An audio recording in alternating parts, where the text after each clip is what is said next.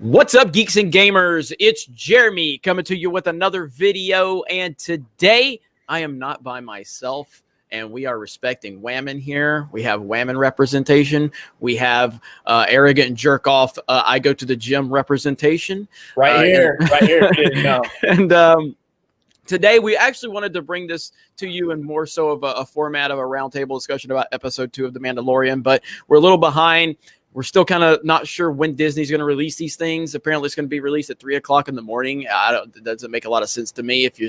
But whatever. I would prefer for them to release it at like a 7 p.m. or something when they were going to release it. But whatever. It is what it is. So we're a little bit behind. So we're going to build this story into more of a, hey, is Disney Star Wars saved because 2 episodes of The Mandalorian aren't the piling shit that The Last Jedi was, or the fact that Jedi Fallen Order isn't as hated as Battlefront 2, things like that. Just some overarching things about it, but also want to get into some specifics because I know Mary's got a few things to say about a few things going on in Mandalorian. Mary, I'm throwing it to you right now. The floor is yours. Well, I have to disagree with you just a little bit, Jeremy, on 2 episodes of it weren't a pile of shit. And look, I will preface this with saying that I absolutely 110% stand by everyone having whatever opinion it is that they want to have on these things. I'm not going to hate you for if you like episode 2, that's fine. You do you, honey boo.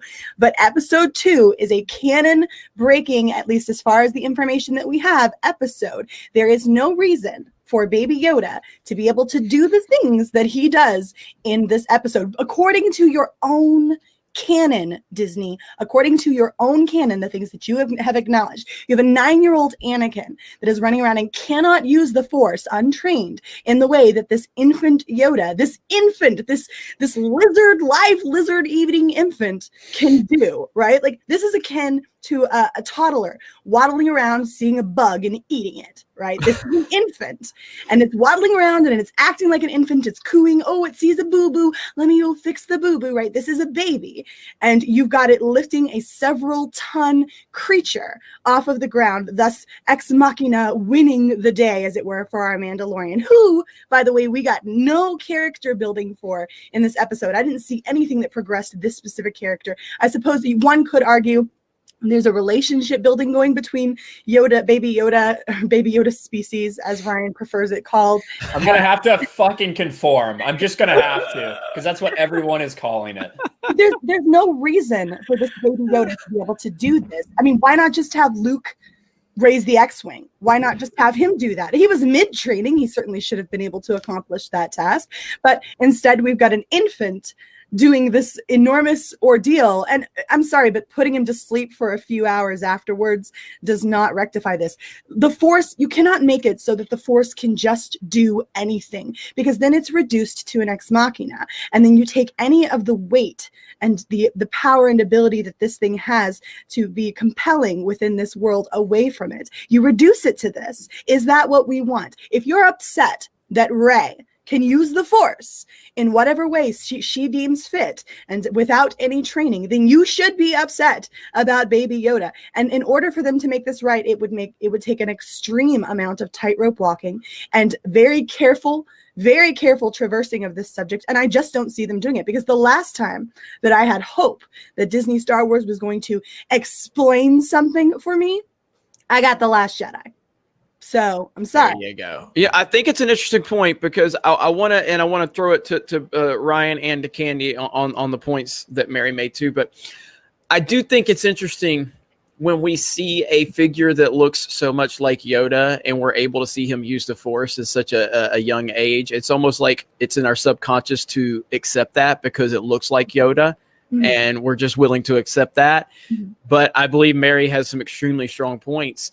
And I want to get Candy's take, because Candy, you've kind of become the Mandalorian. You have been really dropping some knowledge. Call me Mandalorian. You've been really doing a great job. And this is the first time I've appeared with you on Geeks and Gamers after you've become a official member. So we've done other things together. Yeah, but exactly. I'm glad to be here with you now and on your channel. But not for Geeky Candy. And I'm glad to be here with you guys as well up there. You guys are great. we're not going to be talking about the whole show in its entirety, but just to touch on a couple of things. So I'm coming, first of all, I'm coming Mary? at this. You dropping stuff? I'm good. I'm fine. Oh gosh, I was like, I haven't said anything aggressive yet. I swear, you guys. Okay. Okay. So first of all, what I love about this show is that it's bringing out diversity of opinion in the fandom. I think that's a good thing. I think it's good to be able to display that civilly. It shows other people on the Twitter world that the Fandom Menace knows how to communicate differences without killing each other. That's okay, right? Is that a good thing? I think so. So talking about differences. Okay. So first of all, I guess my thing is I'm approaching this from an originals lover. I am not one totally familiar with canon. I am not one totally familiar with the EU. I am not one totally familiar with Legends. I know I've seen all of the movies many times, except for the last 3. Well, I haven't seen the last one, but I don't plan to either. So that's a different story. But I've seen Rebels, I've seen Clone Wars, and I love all of that stuff too. So I'm approaching it from that perspective, and I know where this is being marketed to, and it's more people like me, definitely, because this was originally Jon Favreau said this is a love letter to the originals trilogy. He has so many references to the originals in this. They're very well placed Easter eggs. You don't have to look hard for them, and they naturally fit in with the storyline for the most part.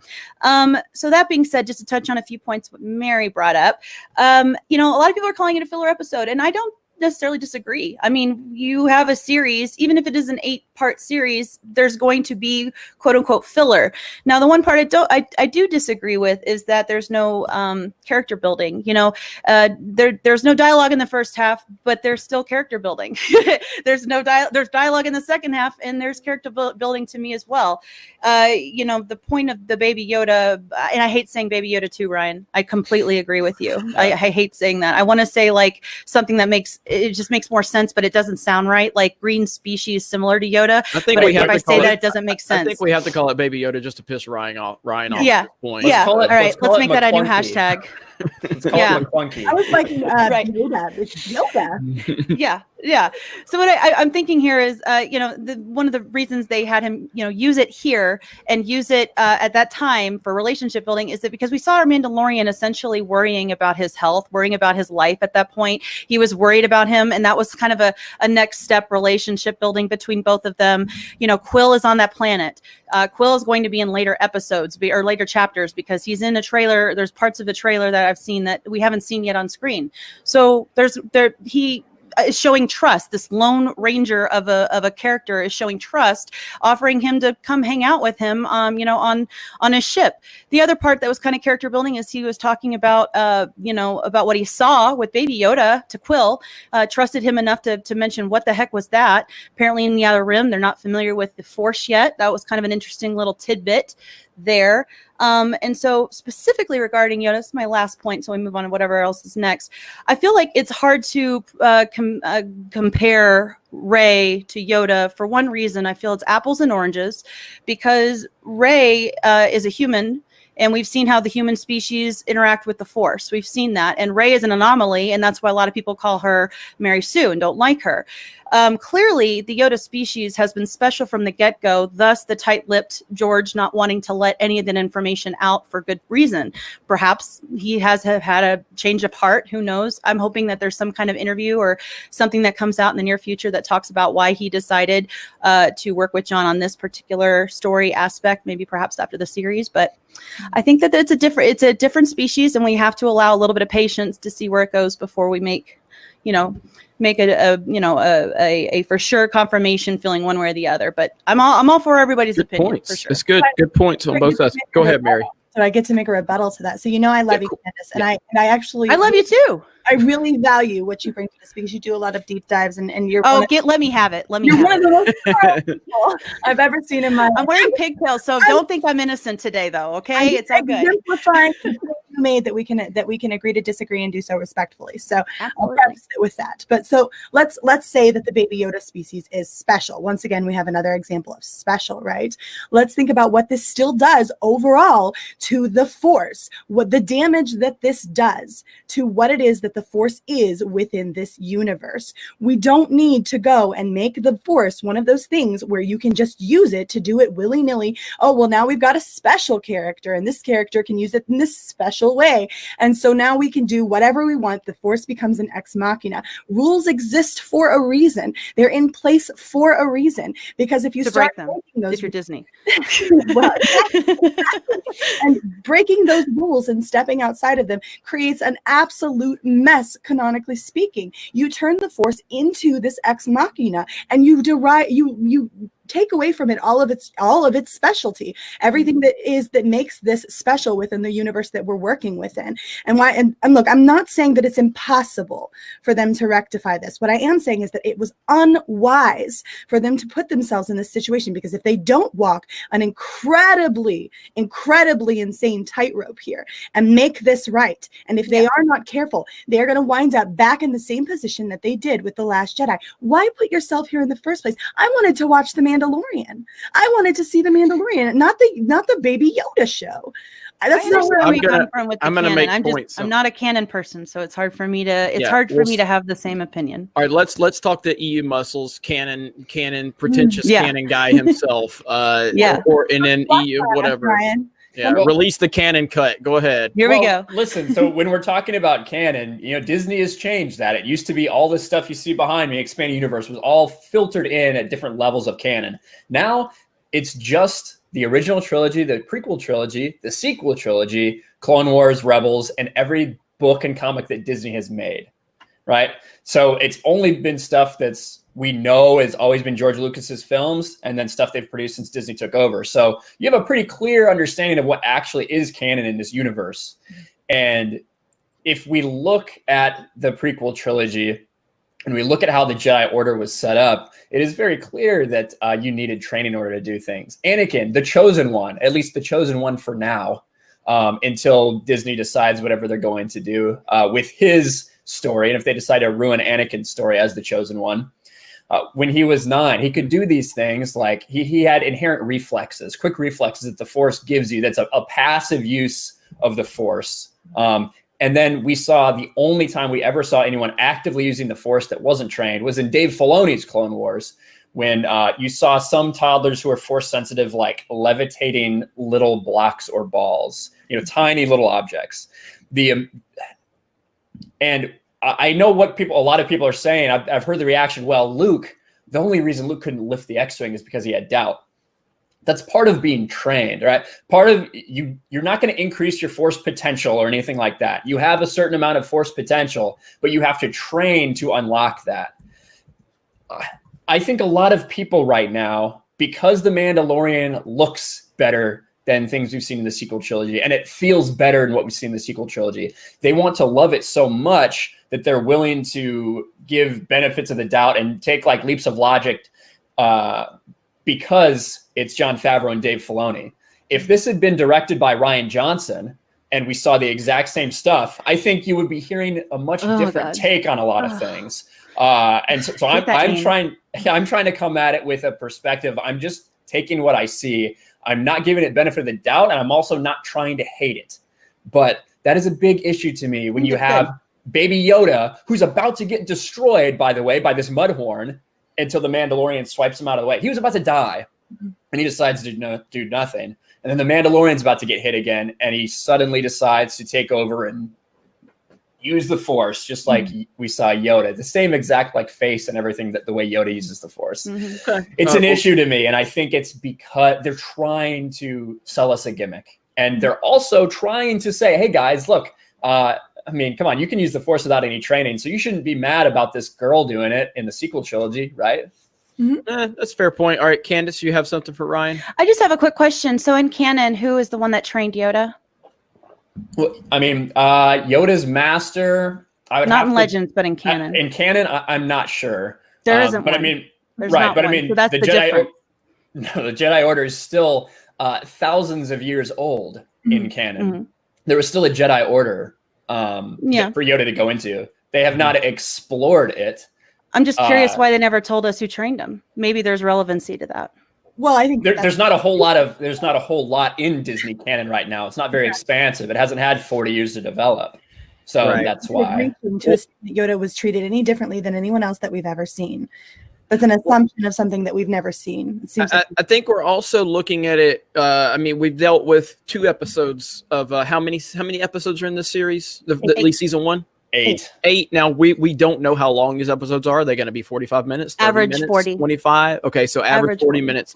So we're 2 episodes into 8 episodes, a full season, and we have to let things kind of play out. We're kind of judging it, without knowing where everything's going. I kind of look at a movie like Man on Fire. I don't know if you've all seen Man on Fire with Denzel Washington. If you watch the beginning half of that movie, Denzel is pretty bland in that movie. There's not a lot of dialogue. He's very quiet, but it's because he's hiding a lot of pain.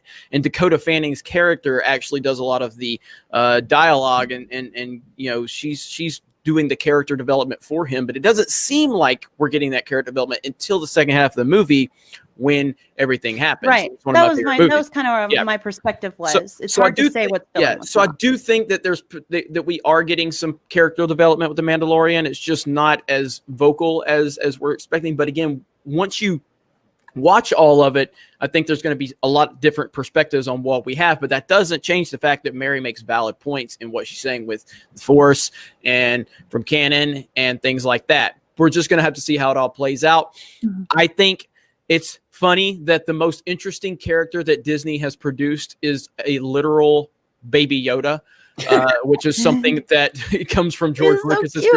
I know that's the best thing. I don't want to keep saying that, but this is the most interesting character that they have created, and they literally didn't create it. They just replicated George Lucas's creation. He is adorable. They're taking a lot of the most popular things from the originals and popping it back in a new way. That's really all it is. They're just focusing it and putting it out there in a nice new shiny bow, and they know that we'll eat it up. And so nice new shiny egg. And look, hey, I spent last Wednesday duking it out. I liked the first episode and I was happy to defend it. I duked it out with Ryan on Wednesday on my own channel about this, right? So I'm happy to allow it to be good, I'm trying to be objective here. And so I'm working with the knowledge that I have and with what it is that I see. And I'm happy to say, okay, so we do still have more coming down the pipe and we will see where we stand on that. But as it stands right now, without some serious effort and some fixing, they're doing some canon breaking stuff. And Dave Filoni has admitted and apologized for doing this before. So I do think that's important to keep in mind. I see you smirking over there, Ryan. Well, we may be on the opposite side of it again next week. We'll see. Well, now here's the thing too, and I think Ryan makes a great point, and I actually told this to Ryan on the phone earlier too. I agree with him in terms of it's almost like, sometimes you don't want to drink water, and then all of a sudden it's really hot, and the moment you get to taste that water, you're like, oh my God, this is the greatest thing ever. Well, that's kind of where we're at with Star Wars now. Like, we're just thirsting for good Star Wars, or at least not shitty Star Wars where Luke is drinking titty milk and we got Holdo. No one's ever thirsty for titty milk. Exactly. And so my blue drink for me. Oh my God. I do think as a fandom, we are in that position to where we're watching it and it's not overly offensively bad to an extent, but I do like The Mandalorian, even taking expectations on the table. I'm enjoying it. It's not the greatest thing I've ever seen, but I think it's pretty good. I would say if you take the first 2 episodes and ask me what to give it, I'd say 7.5 out of 10, maybe an 8. I enjoy it. It's fine. I like it. I like where we're going, and I like the potential that it's opening up. I like that we're focusing on old school character, or old school kind of, character like the Jawas. I do like the Yoda element more than I did when I initially saw it. The baby Yoda, I hated it kind of at first, but I'm coming around on it a little bit because I do like the reaction. I like seeing a positive reaction from the fans, and a lot of people are reacting. And yes, it is on the nose, and it is clearly what they're going for. They're clearly going for the cheap pop, like in wrestling. They're doing the Mick Foley thing, and I'm fine with that. I loved when Mick Foley did the cheap pop. So go for it, Disney. Get the cheap pop. Okay, so you've all kind of heard our positions on a few things going on with the series, and now I want to talk about the fact of where do we feel in terms of, is Disney? Nobody's going to believe. Nobody with common sense believes Disney has fixed Star Wars based on anything that's happened. Nobody. Are they on the right track is my question. We have Jedi Fallen Order, which it seems like most people are pretty happy with Jedi Fallen Order. I've played it. I enjoy it. It's on my TV behind me. Candy, you've played it. You're enjoying it. Yeah. Ryan is too busy at the gym. He hasn't played it yet. And Mary is too busy stealing people's backgrounds for their studios. So she hasn't played it. But hate the game, not the yeah. So Ryan, what do you think? Is Disney at least on the right track, or do we just do we give them any credit for what they're doing, or do we just not forget how they've treated us for 2 years? Well, I don't think you can forget, and it's not just about the way they treat it, it's also about the product. And, I think this is a step in the right direction when you look at Mandalorian. Fallen Order, I don't give too much credit to Disney Star Wars. I give a lot of credit to Respawn and EA allowing Respawn to make this game. I've seen the gameplay. It looks really good. I'll be honest. I have no idea about the story because I've been watching everybody play with the sound muted. So I'm really interested and looking forward to getting into it. But you can't say that it's not a step in the right direction, and you can't look at Mandalorian and say that that's not better than what we got from The Last Jedi and Solo. I think it definitely is. The problem is, I think I saw a lot of people fall into this 4 years ago when Force Awakens got released. You looked at it and it looked like Star Wars, and they tried to replicate some old scenes like Cantina scenes. They're like, oh, the practical effects. Oh, look, they're honoring the past by using some of these things. And you saw the audience score and the critics score, both right around 90%, just like you see with The Mandalorian. But in the end, I feel like The Force Awakens was hollow and didn't really build anything. And, it was just basically attention, just fan service to try to get your attention, get your money. And that's what I hope we don't have with The Mandalorian. Okay, that's fair. That's fair. Mary, what you got? What you think?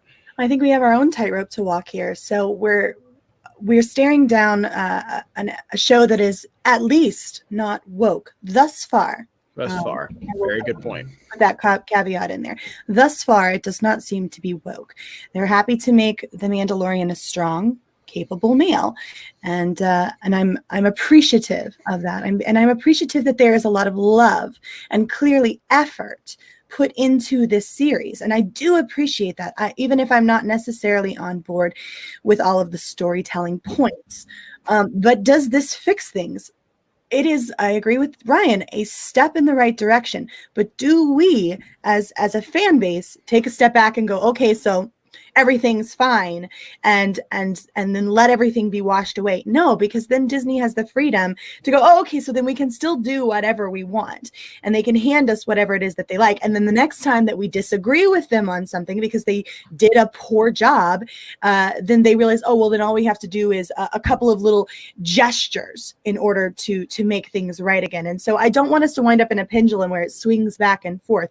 We still have some headway to make here. We still have some points that we need to drive home. Do you want them to continue pushing woke narratives, but also are you willing to accept it when it's not a woke narrative, but still, in my opinion, not very good? This is a decision that people need to make for themselves individually. I personally am still not going to pay to see episode 9. I want them to get the hint, and I'm not going to pay for anything until Rian Johnson, who is still out there slandering fans very recently, like what, last week? Yeah. He's still out there doing that, and Disney has still not said he's gone, right? Yeah, he's got to go. Allowing him to do that. He needs to go. He needs to go before I will pay for something else from Disney Star Wars, because I will not sit here and be slandered and disrespected and treated like a deplorable because I didn't like your movie and you can't acknowledge what you gave me was crap. Spoken like a true toxic white male. Good job, Mary. I love it. And we'll pass it off to another toxic white male, Geeky Candy. Yes, not the first time I've been called that. Yeah. So this all brings me back to the 7 stages of grief. I'm sure you guys are familiar with them: shock and denial, then pain and guilt, anger and bargaining, depression. Then you have the upward turn, reconstruction and work through, and then finally acceptance and hope. After Disney acquired the franchise, I feel like we're all still somewhere in the 7 stages of grief. The entire fandom falls within that. The reality is, when Disney was purchased, when Disney purchased Star Wars, they did so with the idea of having this be a main entree for their company for 40 maybe 30 to 40 years at least. You know, you got Galaxy's Edge out of it and all this. So there's going to be the long game here. And because of that, I don't feel that they're going to be able to, well, they haven't been, operate within the confines of what has been made historically within Star Wars. So that has been my focus with this idea of, okay, so can we forgive and forget? Okay. No, never forget, but if we want to, we don't have to enjoy everything they do. That's all right. We don't have to watch anything they do. We don't have to like Disney. And I respect everybody who boycotts Disney. Without respect, we reject. I totally get it. And I'm fine with that. For me, I'm in the acceptance and hope phase of my grief. I've passed it. Plus, I did not have a super depth of the EU when I became involved with Star Wars, and so it wasn't as hard for me to get to that point as other people. And I'm cool with that. You know, whatever. It's just where I'm at. I want to keep giving them chances, and it's just that's where I am. I'm an eternal optimist. That's just who I am. But I feel like this is the right step. The video game, for EU to put out a single player video game that strong, there was a lot of potential failure there because EA. I know that they like to just, it's a racket what they do with how much the DLC and all these microtransactions and stuff. It'll be interesting to see if a standalone game with no planned DLC, how that's going to affect EA's bottom line. But overall, I think the story's good so far. I'm loving the main actor, Cameron Monaghan from Shameless, the redhead from Shameless. He's also in Gotham, played the Joker and the Joker's twin brother. Very weird difference there, but yeah. But he was the perfect he was the perfect casting choice to play his twin brother. I'll say that. Yeah, I agree. It was perfect. Well done. But and shout out to the redheads finally getting some representation in something. I heard that. Yeah. Yeah. So overall, I'm happy with The Mandalorian. I'm very happy with Jedi Fallen Order. I think I'm, at least a little bit I've played with Jedi Fallen Order and the feedback that I've heard from people that played it further and watching MarcTheCyborg play it. I think I'm far more happy with Fallen Order than I am The Mandalorian up to this point. But I'm enjoying both of them. But we are still dealing with, as Candace said, Rian Johnson is still officially signed on with Disney. We're still walking right into episode 9 where they're bringing Palpatine back to essentially get beat by a girl, which just to me is the most probably. This might be, it's not quite as offensive as what they did with Luke, but it almost is at the same time. You know what I mean? Like we've read the leaks, we've read the spoilers. And again, those aren't confirmed per se, but it's like the same kind of thing when we read them for Game of Thrones and we're like, it can't be that bad. It can't be that bad. It was that bad. It was actually worse. Yeah. So, and we can't really, we can't move on from the fact that Kathleen Kennedy is still in leadership. Solo happened with her disastrous managing of that film. The Last Jedi happened. The first movie I ever walked out of was Solo. Really? That was the first one I ever walked out of. Wow. It's the first one I never went to see in a theater. Yeah, I mean that's the first one I didn't with the option. So that's the only Disney one that I went to see because I know no one was going, and I wore my Solo shirt to it. I decided I really wanted to go to that one. Yeah, so I think it's great that we have The Mandalorian after 2 episodes. There's still 8 to go. They could still push identity politics into this just as easily as they haven't featured them in the first 2 episodes. And I think they're smart enough to do something like that too, where they're like, let's not push the stuff yet. Let's pull them in. Mm-hmm. Let's get people to talk good about it. Let's get the subscribers up, and then we can push the agenda stuff in episode 4, 5, and 6 or some shit like that. I'm not saying they will. I'm just saying that that's possible, and we can't really ignore that fact. But I don't forgive Disney for shit, and they don't deserve any respect. They don't deserve any benefit of the doubt up to this point. They just don't. And until someone like Jon Favreau is actually like maybe running Lucasfilm, which I don't think will happen, but he's a far better option than what we have. Mm-hmm. But I know for a fact that inside the walls of Lucasfilm, they're very divided. There's a lot of tension within Lucasfilm in terms of how some people feel, in terms of they feel like the continuity and the mythology has been disrespected. And then there's another group that's all for this agenda-driven nonsense that's going on. So at this point, this is a nice little bow that they've put on things, and I'm happy.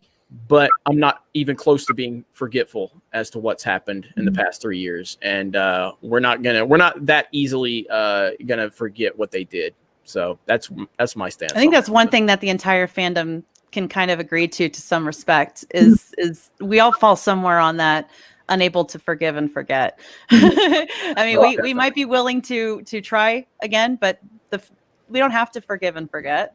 That doesn't, I think we really need to let this play out with Mandalorian too, because I have criticisms that could be answered in the future. A lot of other people have like this really bright outlook on everything that I think could be dimmed in the future, depending on how it goes. And it's some little things. So maybe it's my expectations. When I thought of this show, The Mandalorian, I was really hoping for something that was going to be completely separate from everything else, just a standalone Star Wars story. This universe is huge. There's so much you can do with Star Wars, but they always have to bring it back to the Force or the Chosen One or Jedi or something. You don't have to do that. And so I thought I was getting something about a bounty hunter, and I thought we were going to see him actually going through the process of hunting a bounty, not getting given a fob that takes him literally directly to the bounty. I thought we were going to see some struggle or something. Some men don't ask for directions, though, Ryan. I know. And if I could point out something real quick, and I would just like to remind you guys of this. I did do a video on Geeks and Gamers that pointed out that there would be a huge spoiler for episode 9 within the first episode of The Mandalorian. And what we got was Baby Yoda. And I would like to just point at that for a second and go, validation for Rey, sitting right there. They've as much as admitted it as far as I'm concerned, because they put it out there. This is a huge spoiler for episode 9, right? They're going to use this to validate Rey. And I wanted this to stand on its own. I wanted this to be its own thing. Don't drag this show, The Mandalorian, into the mess that we've gotten here already. Please don't do that. I want to see the bounty hunt. I want to see the Mandalorian. I want to see the culture. I don't need the Force always shoved into my face. I don't need you always trying to plug up holes. Just be your own thing. And that's all I wanted. Yeah, that's a good point. It's a good point. So, basically, I think what we've learned from this conversation is that when there is, when there is what we perceive as non-identity politics stuff going on in Star Wars, you can definitely get some positive reactions from us. But at the same time, we still don't all have the same opinions. Mary is very much, committed to her feelings on this, and I like the perspective she's bringing to this, and the fact that she's holding true to the way she feels about how they're going to utilize some of the canon issues that they're creating, and how they're going to utilize that into the bullshit that they've given us already, and justifying the bad storytelling from Rian Johnson and J.J. Abrams up to this point. I think that's a really great point. And we've seen a lot of substance to back that up based on how they've reacted, how Rian Johnson wants to pull out, books now, or not now, but back when The Last Jedi was getting criticized a few months after it released, he starts bringing books out to try to justify things that he did. It's like, why don't you just tell us in the movie, and things like that. I like that Candy has just taken this whole Mandalorian thing and ran with it. She has been on top of it. Like on Friday Night Lights last night, she was dropping knowledge. Everybody was like, oh, snap. I just want to say one other quick thing. From a video game perspective, one thing I'm truly loving about The Mandalorian is bringing in a lot of video game vibes from, and I know a lot of other people are getting it. The Baby Yoda is totally like a pet, like a World of Warcraft pet, giving extra skill points for something like life and defense or whatever. Love that. And then it felt like a runaway, like stagecoach robbery kind of scene. The Jawas going off with it. I loved watching our Mandalorian getting hit with like probably his own parts of his ship on the way up.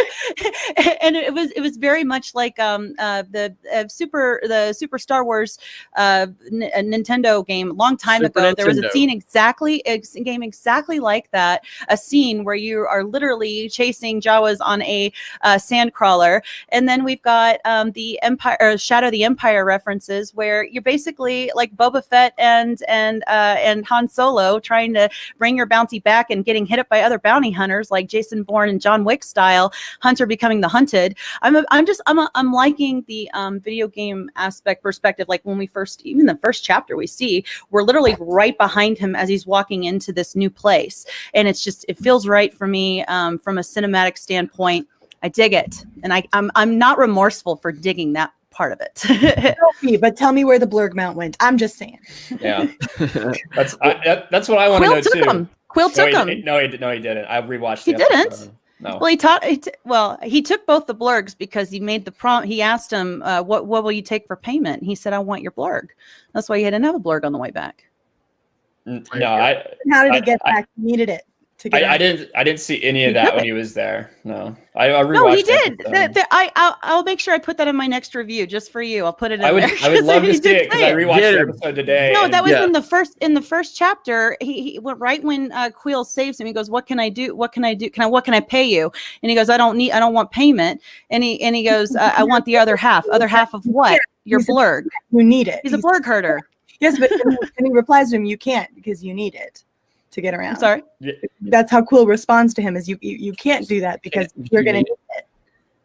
Right. He couldn't give it to him at that. He said he couldn't give it to him at that point because he needed it. Mm-hmm. And then when he's actually there and they get to the thing and Quill gives him a little call about, oh, they've been killing a lot of people since they came here or whatever. He tries to pay him and he's like, no, I don't need any of that. And he turns around and goes. He starts off and the Mandalorian is still there on his blurg. That's a bad edit then. That's a bad edit. He was supposed to take him back and follow through with the conversation they had in his little hut. That's for sure. But they didn't. It's sad that in the the 40-minute episode and then the 28-minute episode. Yeah, that's a bad edit there.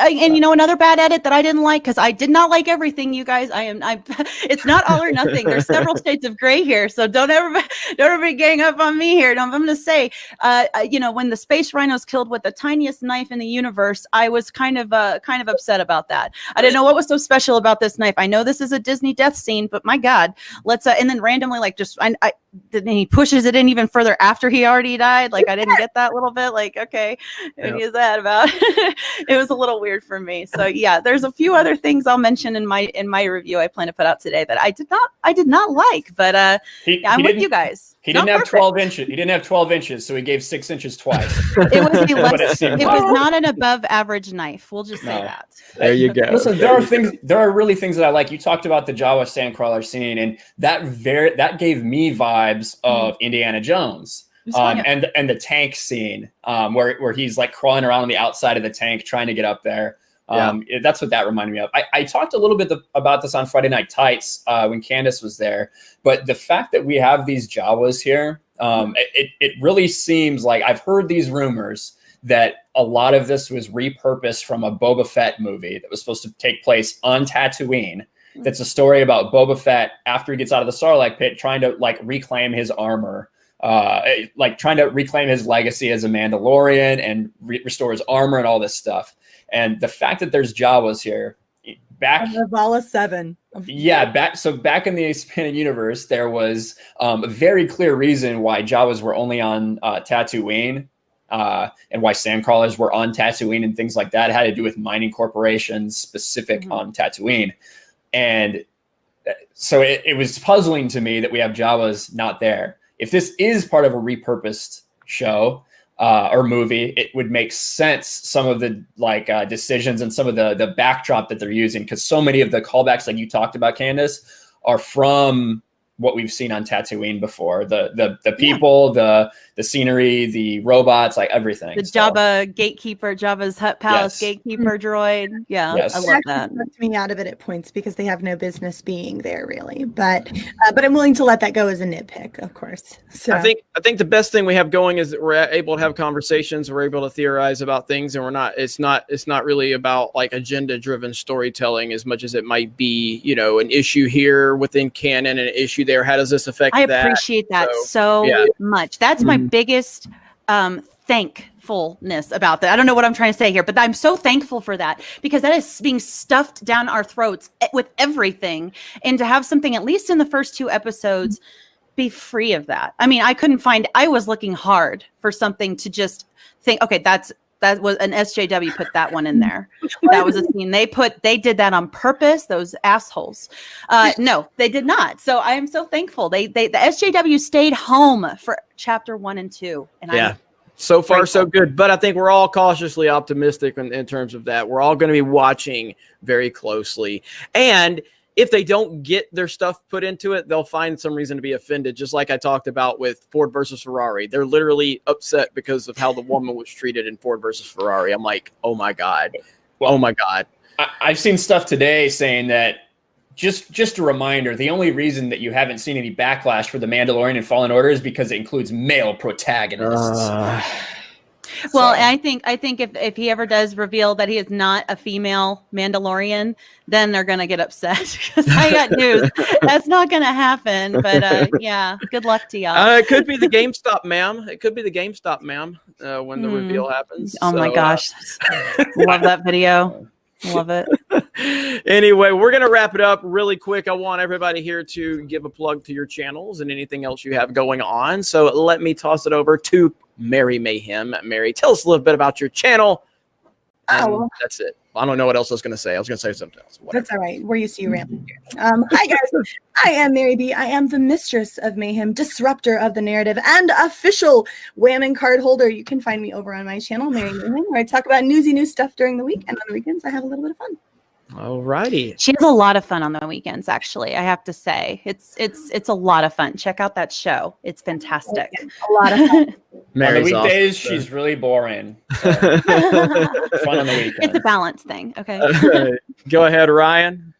What's going on, guys? I am Ryan Kinnell, RK Outpost. You can come to my channel. I talk about Star Wars Expanded Universe, some comic stuff. I talk about how I don't love The Mandalorian as much as everyone else in the universe, and people downvote my videos. So, come feel free to do that. That'd be fantastic.